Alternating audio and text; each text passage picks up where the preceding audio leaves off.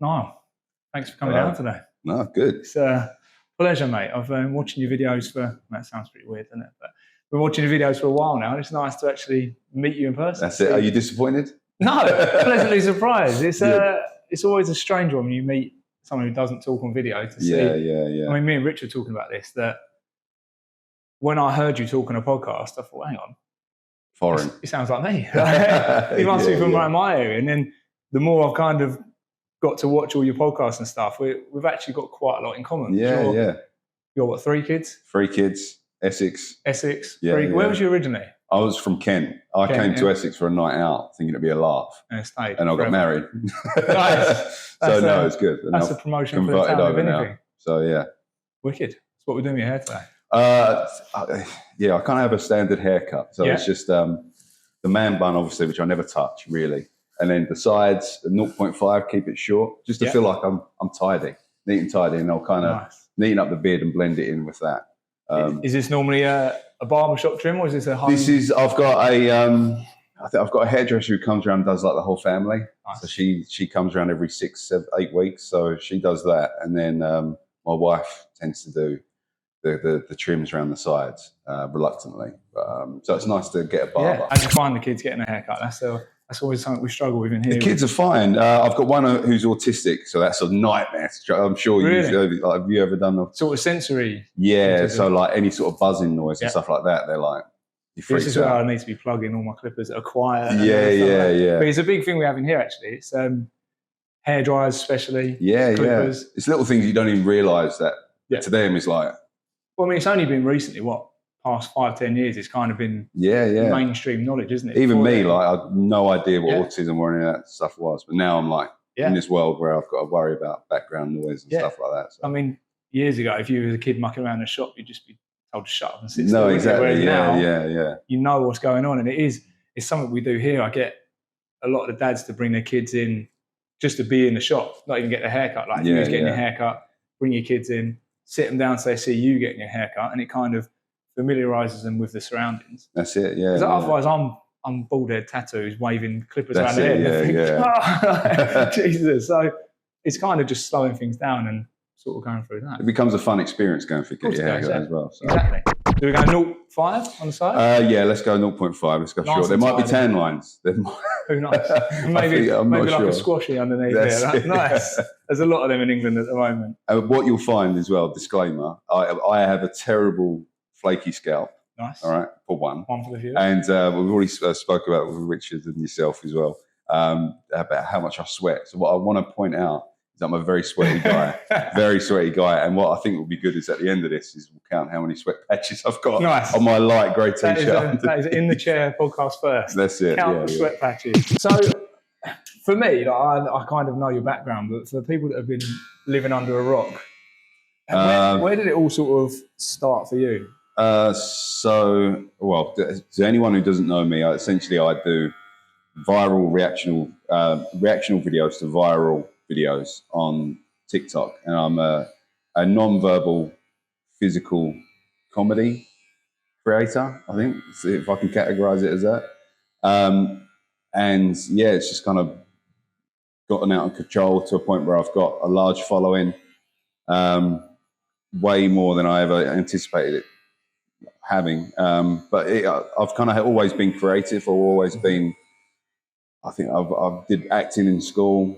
I did, when I came out of school, I did DJing for years. So that's a performance in itself. I did wrestling. This is one thing I wanted to talk about. So this is funny actually, because it was around places like this. And on my way to the shop, I spotted a poster for the wrestling company I did. And it was like little village hall. Like I was wrestling in front of like 15, 20 people. Brilliant. So that, and again, that's performance stuff. So after having 3 kids, I stopped doing that because I didn't want to break my neck.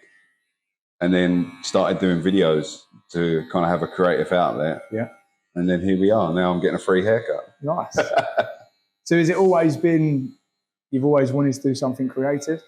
I like to entertain. I like to, not in a kind of like attention-seeking way, but I like making people happy. I like to be creative, and if I can entertain people. When I first started doing the TikToks, it was just to entertain myself. It was just to do a few things, and even still to this day, I only post videos if they make me laugh, if I enjoy them.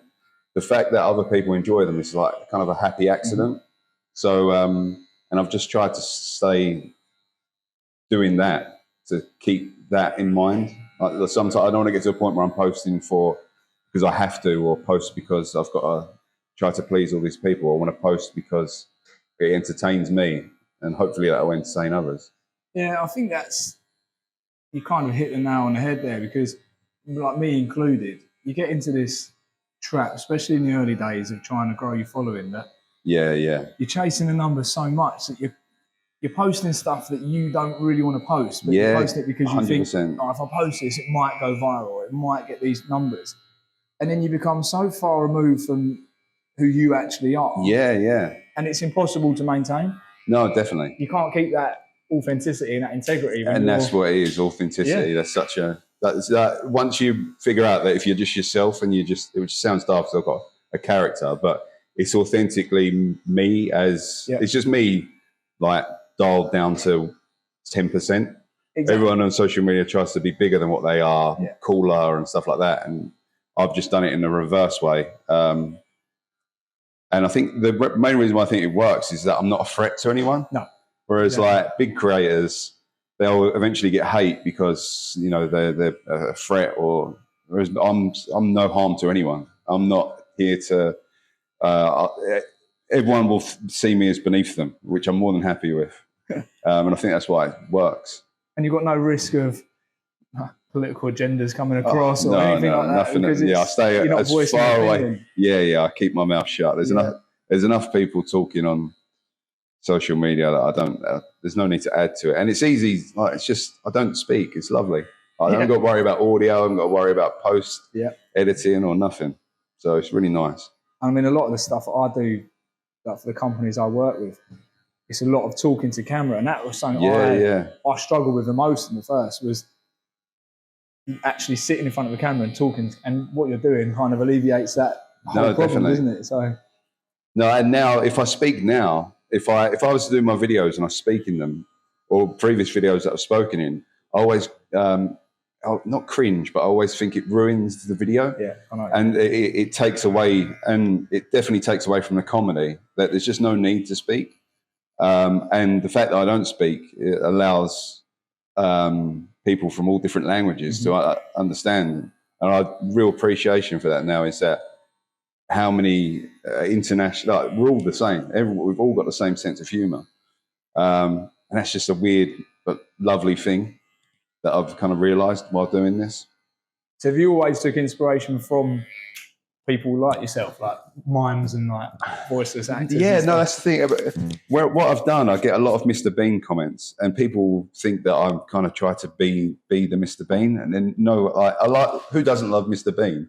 But I never ever thought I'd be in a position where I'm being compared to Mr. Bean with the comedy that I do. But now that I'm in this space, I try to, I study so much now in regards to, I watch every comedy I can to just have a more appreciation to what it is I'm doing. I think I've always grown up watching comedies and having an appreciation for it. So I've kind of got a natural understanding of it that has gotten me to a point where I'm at now. And I want to build on that I want to get better. I want to understand the art of comedy a little bit more. So now I'm trying to watch every bit of comedy I can. Yeah, nice. Just to try to get better. Would you look at going into that full time at some point, down the comedy route? Or? Comedy for me, I'm not a comedian. I never see myself as a comedian. I just see myself as I don't know what I am, to be fair. I'm doing more acting now. I'm trying to get an appreciation for acting. But when I say acting, it's like if I said to you, I want to learn Spanish, I want to learn enough Spanish to order a beer. Nice. I don't want to and that's what I want to do for acting. I want to, I want to know enough acting that I can, film something and be confident. But I'm not looking to be a method actor or something deep or something emotional. I haven't got time. There's no fun in that for me. There's no joy. So it's like a kind of modern day Naked Gun or like Charlie Chaplin or something like that. Yeah, Naked Gun. That's the dream. That's the comedy. They are. I've tried my damnedest to try and get in that film. I can't. We need to get some contacts in the film industry. No, I've exhausted every producer and director's inbox with messages, but I'm still trying. No, it is a tough one though, because when we launched this podcast, it was kind of like, who do we go down the route of? And you do have that problem, don't you, where you think, I could message 100 people if no one comes back. But it's actually been really sort of welcoming. The people are like, yeah, I'll come down. Like, that's a great, I think as soon as you said the idea to me, I was like, that's a fantastic concept. That is brilliant. And like I said to you, like I get a lot of questions about my hair, and I think every guy, I think, secretly wants to grow their hair out or know what it's like to grow their hair out. And I can guarantee you a good 60% of people have tried to grow their hair out, and they get to a point where they look like shit. You do. When you're growing your hair out, you look like shit for at least 6 months. You got to get through that stage. Yeah. And then when you get to a point where you can actually put your hair up, you're like, oh, fuck, I've nailed it. And so I think that's. I get a lot of questions about hair, so it's nice to be in a podcast I can answer about it as well. Well, you never know, Head and Shoulders or someone like that might whatever can help a flaky scalp. There we go. Head and Shoulders. Welcomed. If you're watching this, Niall was up for I've tried everything. It's that's so good. No, I'm sure your inbox will be full after this goes out. There's a lot of companies in the industry. Yeah, so that's why I did grow my hair as well, was to be a wrestler. I was like, nice. I was like, wrestlers have long hair, so I'm gonna have to. And I remember when I got married, I had short hair. I think it might have been the day after our wedding or something. It was very close to the wedding day, where my wife was like, "You don't really have a haircut, do you? You don't really have a." And thanks. Yeah, it hurt me, but I kind of knew what she meant in regards to. My hair never really had an identity. Like it would just change like all the time, and there was no one set haircut, and I always really looked like shit. So I was like, I know what I'll do. I'll grow it out, and I'll really fucking show you. And then I thought I'll become a wrestler as well. And why not? So I guess you're same age as us. You're my wrestling era. Are you Stone Cold or Rock? Rock. Rock. Yeah. People's champ. Yeah. You can see, I think I was actually the rattlesnake. I think I was. I went down the other side. Maybe it was the knee braces and the fact that I've got no hair, but it kind of I related to Stone Cold a little bit. That's it. But I think he's an entertainer. He's one that I grew up watching. So I watched him for that entertainment. So that's the kind of, I'm not saying I want to be the Rock, but I mean that's I like entertainers. Mm-hmm. Something that surprises me, and what surprises a lot of people when they hear about your story, is this isn't your full-time job, is it? You're still... No, I'm a nerd. I'm a business intelligence manager. I make sure I pick that up. I'm a business intelligence manager. But you like what you do, don't you? I love it. Yeah, no, I'm really good. Yeah. You're not doing it because you need to. It's because you actually enjoy the job. I mean, there's an element of needing to. Yeah. Three kids to feed is... Yeah. I mean, what I do doesn't take a lot of my time. Right. It's not... I do a video a day, which, don't get me wrong, that's a hell of a commitment. And I've been doing it for 4 years. Like, that's a streak. Like, I haven't missed a day where I haven't done a video. So, are you batching, or No, you're recording as you go? If I go on holiday, recently I went to Halkidiki. I did my record was 9 videos in one day. Wow. Which, to be fair, I'm quite like, it's good fun because I know that I can like switch off for a week. But then some days I won't know what video I'm doing until half an hour before I film it and post it. But I've kind of gotten so used to it that I don't think about, if I stop and think, fuck, I've got to post a video every day for the next however many years I'm going to do this, I'll crumble. Whereas I just think about today. Only worry about that. The only thing I've made plans for the future is if I see a video, I might have to order a prop and then like wait a week or two for that to come. And then that's the only bit of planning. But really it's fighting every day to try to get one out. I mean, that's what caught my attention more than anything, was like the insane attention to detail that go into your video. Most people think you actually go into these places, don't they? Like, no, that's nice. I try to keep it as much So I love when people question whether I'm actually there or not. That's when I know that I've done something right. But even if it gives a little bit of doubt, I think that's enough for me. But I think it's the details that matter. I think with the props and stuff, I have to have exactly the same props within it. Otherwise, the scene isn't real to me. It's so your house immediately is fake. full of... It's getting ridiculous. There's going to be an Amazon page or a Vinted page coming up with cinema props. Yeah, my Amazon basket's wild. Nice. Wild. How's the wife found this journey? Is it a supportive journey? I think she didn't know what she signed up for initially. I didn't know what she signed up for. But as with, she kind of not questioned it, but you kind of think, well, when I'm taking a lot of time to do these videos every day, I mean, at first she kind of just let me get on, probably thought it was another phase like the wrestling, like the DJing and stuff like that. But and then all of a sudden, followers started going up. There might have been an element of money that made her think, you know what, I'll let him do this. This isn't bad. So was that the goal when you started it, or were you just doing it because you had a bit of a creative? No, yeah. Anyone who, if you're in this for the money, you won't. You're waiting for the man with a suitcase. He doesn't come. No. Yeah, he doesn't come. But if you're in it for the money, I don't think you'll be able to keep up with it, because I'm only now starting to earn a bit of money. Right. And sorry, I've put that in tight, haven't I? That's all. I'm only starting to earn a bit of money now. But that took 2 years. So my kind of start was, I'm going to do this, and I'm going to do it consistently for 2 years, and with no expectation, just do it because I enjoy doing it. Yeah. And it's just, I think it was 2.5 years when things just popped, and it went wild, and I hit millions, and then it's kind of grown on from there. But with knowing that the money's come and it's helped and it's nice, but even then, I'm very open about the money side of it, because everyone thinks I'm a multi-millionaire or I've got a huge team behind me and stuff like that. And the reality of it is, nothing's really changed. That's nice though. It's not. It's lovely. I love it because it keeps me grounded. Yeah. But at the same time, I'm like, fucking, this is different. I was expecting when I hit a mil to be like game changing, financially free, balling, being invited to things, and just in reality, it hasn't. And in a way, it's not disappointing, because I've been invited to things and I've gone to things, and I see other creators, and I'm like, I don't want to be like you. There's such a facade, and it's all bollocks, and everyone posts stuff, and in reality, they're there, they get invited to things, and they stress because they've got to get content, they've got to film this, they've got to film that, and it's not soul enriching.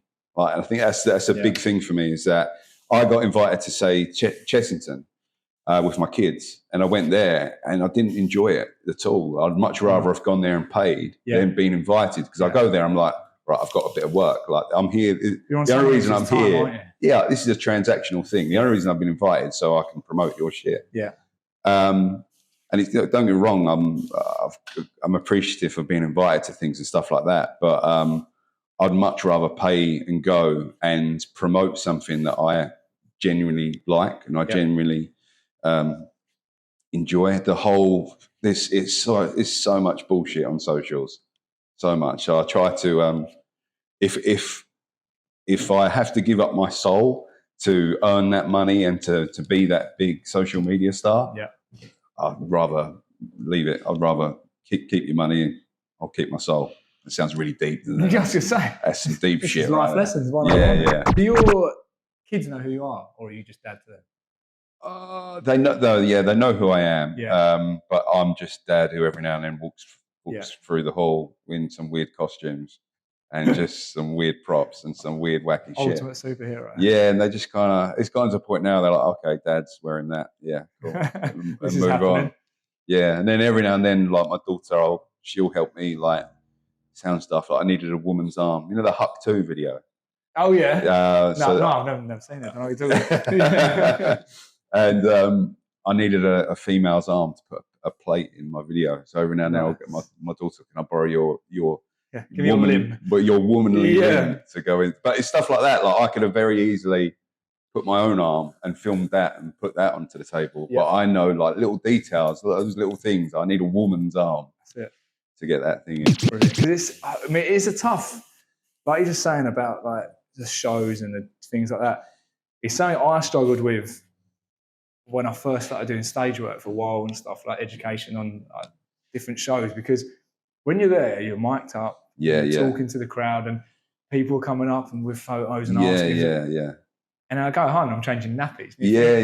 Hang on a sec. It is weird to switch it up. It's a performance at the end of the day, isn't it? Like when you're standing up, there is it's an element of performance. And it's something that I have to kind of bear in mind, because to me, it's like, it's my passion, it's my job, I love doing it. And if anything, I say yes to too much and I've got a family. But then the flip side of it is my missus is at home with 3 kids while I'm working away for a week in America. And it's like, that's it, wow. I need a bit of a humbling sometimes. No, you do, like, you're a dad as well, because you get caught up. I mean, you see it, you work these shows, you're walking around, and then you fill up your car at Tesco's on the way home, you expect them to be like, oh, you're that guy. But it doesn't, like you say, it never comes. But something I linked with you and quite good with was, you're into like your self-help stuff quite a lot, aren't you? Like self-development journey. And definitely. Oh, that's the only reason why I'm in a position that I'm in now, is that I'm just, when you leave school, everyone thinks the growth kind of stops. And you think, you'll go to a job, you might learn something about the job, and people don't invest in themselves.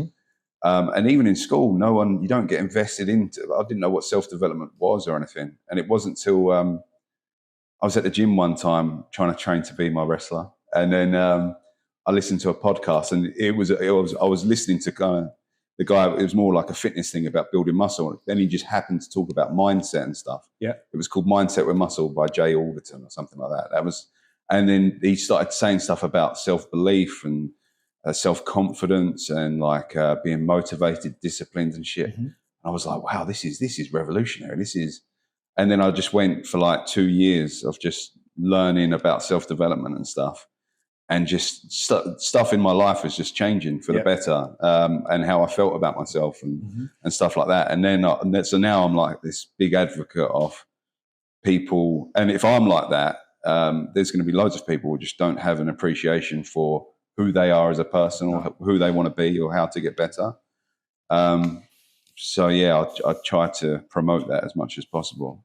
Because I know you mentioned earlier your son has got autism. Yes, How have you found being a dad of 3 and juggling this? Because it's something me and Rich talk about. I think it's as men, it's very easy to go, oh no, it's fine. But I have days where I think, oh, this is tough. I need to just get away. But it's natural to have them thoughts, and even more so you're so busy and like. It's weird because as with all blokes,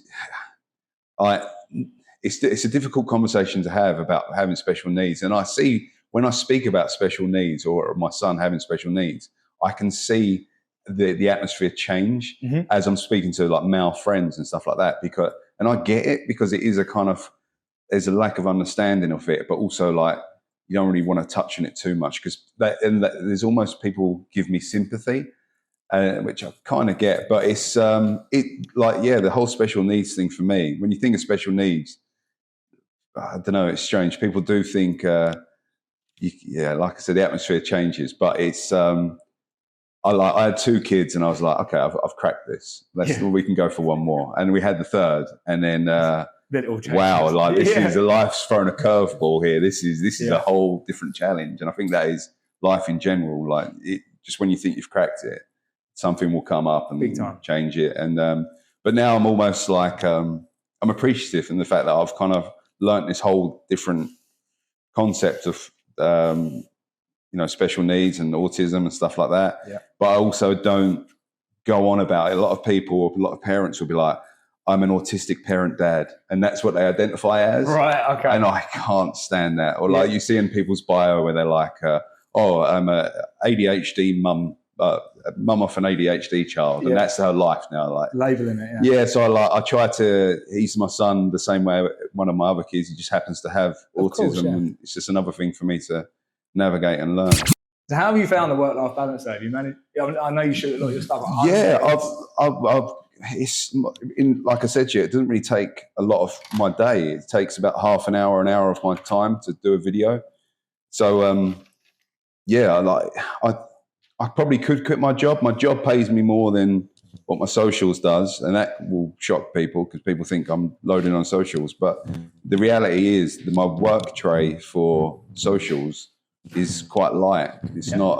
I don't have a lot of offers. People don't really speak to me. You reached out for this thing, and if anybody, people need to reach out more. People need to question more, and I don't understand.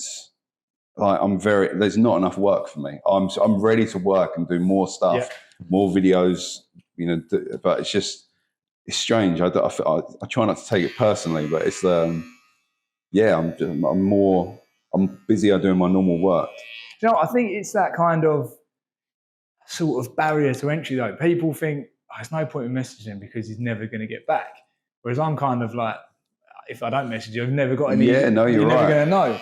And it's then turned out that we're pretty much in the same area. We live in very similar lifestyles. We've got quite a lot in common. So it's you're going to get people that aren't going to get back because they're really high end or busy, whatever. But I'd rather take the chance and then see what comes. No, people need to ask more. And the way I like to think of it is that like a really good looking girl at a bar, they get chatted up the least. Yeah. Because people are almost like. It's that intimidation factor. Yeah. So I like to think I'm the prettiest girl at the bar. That's why no one. The hair is longer than I thought it was going to be.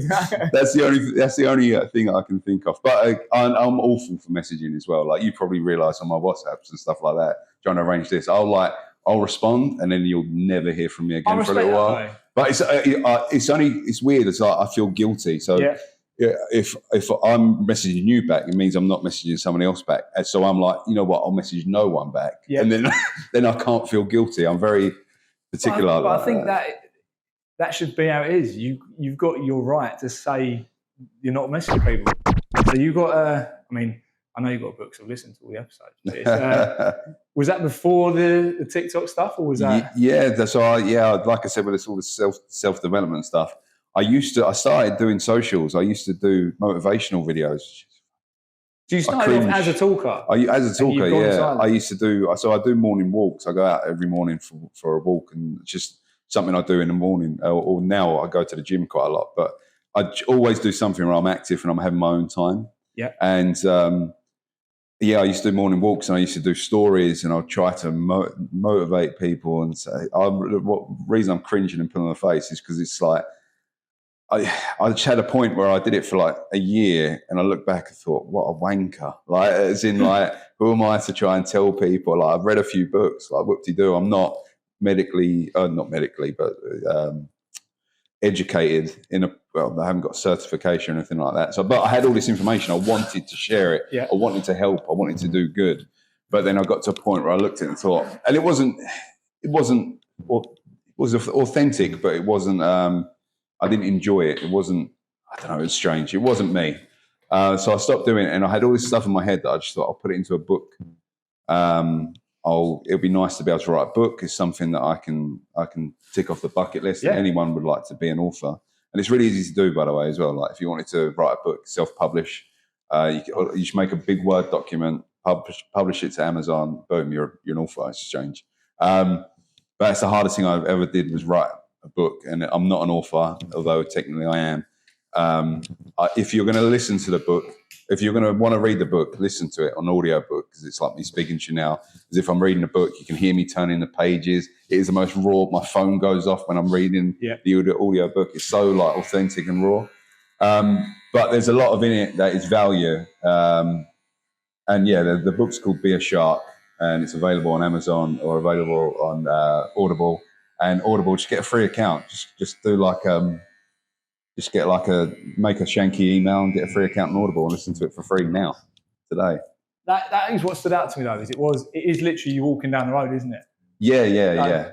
Oh God! So what have you watched? Have you watched old videos of me walking down? No, but I've listened to it. Listened to it. Good. Listened Yeah, to the, yeah. Listened to the audible version, but Okay, you can tell yeah. you're like, was it Instagram stories? No, yeah. So there's a few. There's a Beer Shark podcast, which I think is out there, where I think a lot of them were me talking, and I would hate to even listen back to it now. Yeah, but see, I think that's what I've listened to. You've listened to that, so that's about. So yeah, walking along like a Christmas turkey hat and stuff like that. You fucking hell, yeah, yeah. I don't even want to think about that. Cheers for that, yeah. So there was a lot of stuff I'd done, but I've found my space now, being silent, shutting up, and just pulling a face. Nice. Is my shtick.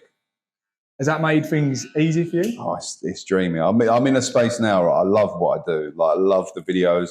Like I said, if I don't have a team, if I don't get other opportunities, if I don't earn a load of money, I don't care. Like I'm living the dream. I'm my own boss. No one tells me what to do. You're being a bit humble with it, because by not talking, the rest of the video has to be pretty spot on, doesn't it? Because you've got nothing to hide behind. Like if you're talking to camera, your voice is the content. Whereas because you don't. Yeah. I've got to. The main thing about my videos, every single one, there's got to be a story. There's got to be. Yeah. I'm in a scene, and there's got to be a reason for my actions or my face. Yeah. So it is just a different level of storytelling, and it's not just.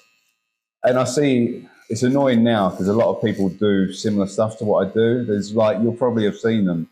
There'll be like a guy in a high vis, and he'll be looking left and right, and there'll be different construction videos, and he'll just look left and right. I know you mean glasses.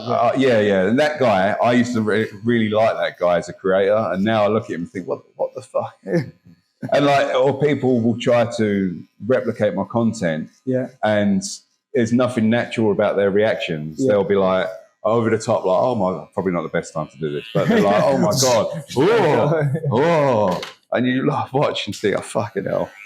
So like, the best face, the reactional faces, they're not, it's not even, I don't even see it as acting, I'm reacting. And when I'm filming, I have the sounds and I have the scene in my head. Mm-hmm. And a lot of the stuff that I've learned is all about where my eyes go. The eyes are the most important thing in regards to where I'm looking. Is it happening up there? Is it happening down there? What would my reaction be initially when that happens?